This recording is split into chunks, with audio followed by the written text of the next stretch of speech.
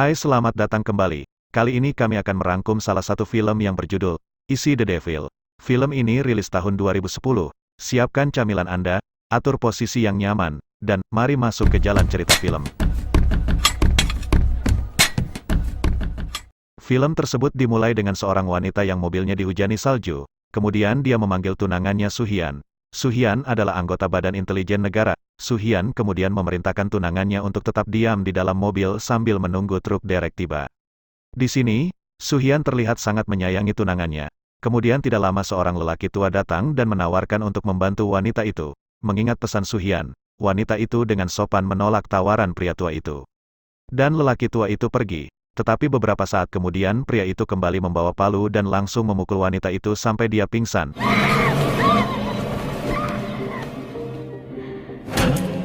Film berpindah di sekitar wanita yang dibawa ke rumah pria misterius.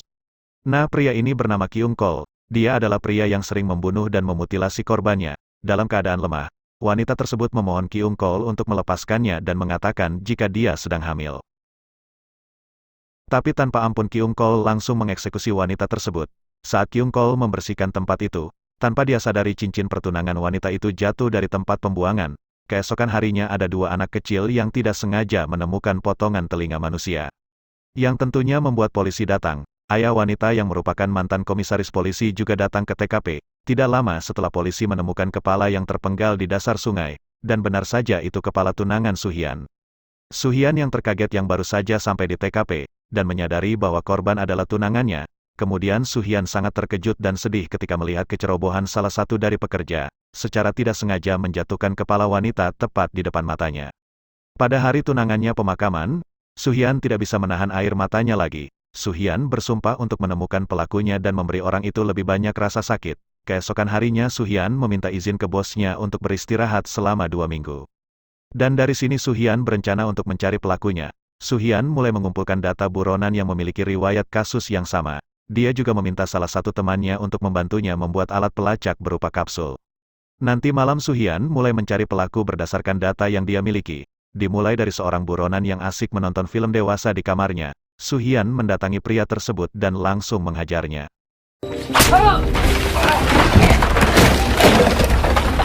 Namun pria tersebut sama sekali tidak mengetahui kasus pembunuhan tunangannya. Karena marah, Soo-hyun lalu memukul alat kelamin pria itu dengan kunci Inggris, kemudian langsung menyerahkannya ke polisi.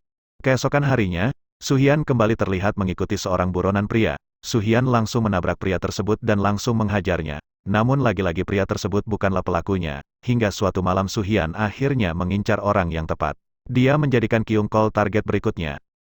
Di tempat lain Kyung-kol terlihat melakukan aksinya lagi. Dia menawarkan tumpangan kepada seorang wanita yang sedang menunggu bus sendirian, karena dia terlihat baik. Perempuan langsung menerima ajakan Kyung-kol, dan dalam perjalanan Kyung-kol mengambil pipa besi. An langsung memukul kepala wanita itu sampai pingsan. Kemudian Kyung-kol segera membawa wanita itu ke rumahnya dan segera mengeksekusi wanita itu.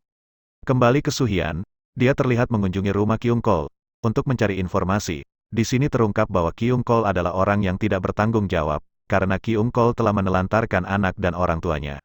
Kemudian Soo-hyun menanyakan keberadaan Kyung-kol kepada seorang anak, dan singkat cerita Soo-hyun telah menemukan kediaman Kyung-kol. Saat Soo-hyun masuk ke dalam, dia menemukan banyak pakaian dalam wanita.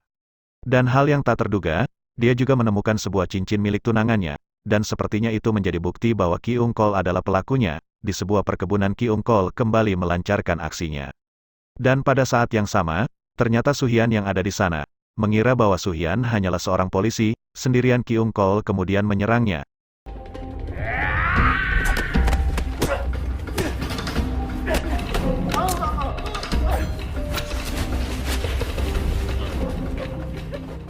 Soo-hyun yang merupakan agen intelijen tentunya dapat dengan mudah melumpuhkan Kyung-kol. Namun ketika Soo-hyun memiliki kesempatan untuk membunuh Kyung-kol, dia mencoba menahan diri karena dia berpikir bahwa rasa sakit Kyung-kol tidak sepadan dengan rasa sakit yang diterima tunangannya. Soo-hyun kemudian memasukkan alat pelacak ke Kyung-kol dan mematahkan pergelangan tangannya lalu meninggalkan sebuah amplop berisi uang tunai untuk berobat. Lalu saat Kyung-kol ingin pulang, dia mencoba mencari tumpangan ke taksi yang lewat. Ternyata kedua orang di taksi itu berencana untuk merampoknya.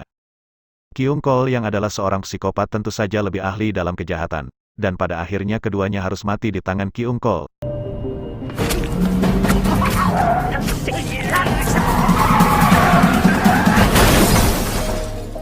Di sisi lain Su-hyun yang telah mendengarkan percakapan Kyung Chul dari kapsul pelacaknya terus memantau dan mengikuti gerakan Kyung Kol sampai tiba di klinik. Kyung Kol yang sedang merawat tangannya tidak sengaja melihat perawat cantik. Dia lagi berencana untuk melakukan tindakan mesumnya lagi dengan memerintahkan biarawati untuk melayani nafsunya. Mengetahui apa yang akan dilakukan Kyung Kol, Su-hyun pergi ke sana dan segera memukulinya.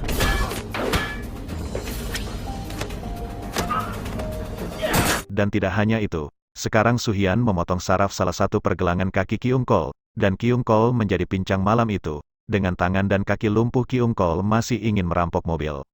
Namun mobil yang ingin dia rampok adalah mobil militer. Mengetahui hal ini dia segera melepaskan niatnya. Kyung Kol kemudian pergi ke rumah salah satu dari teman-temannya yang merupakan psikopat kanibal. Di sana Kyung Kol menceritakan tentang Su-hyun. Dia mengatakan kepada temannya bahwa dia sedang diikuti oleh seorang psikopat karena dia telah membunuh tunangannya. Teman-temannya yang mendengar ini hanya tertawa dan menganggapnya sebagai lelucon. Su-hyun yang mendengar percakapan mereka segera pergi ke sana untuk menghajar mereka semua.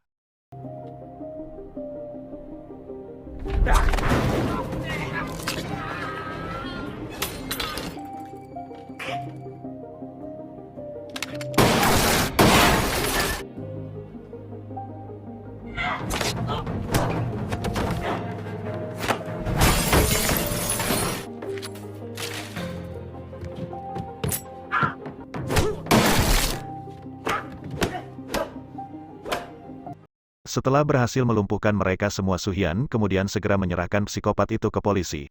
Tetapi tidak dengan Kyung Kol. Su-hyun meninggalkan Kyung Kol sendirian di terowongan. Kemudian Su-hyun terlihat dipanggil oleh ayah mertuanya dan saudara iparnya.